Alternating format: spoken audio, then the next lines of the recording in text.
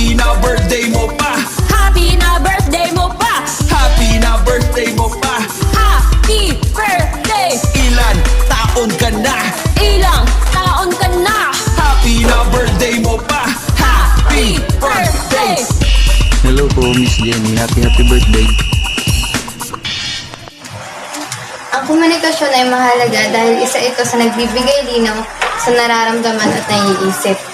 Ito ay ginagamit na paraan upang magkaintindihan at magkaugnayan.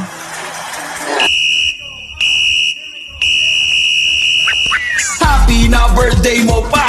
Happy na birthday mo pa. Happy na birthday mo pa. Happy birthday.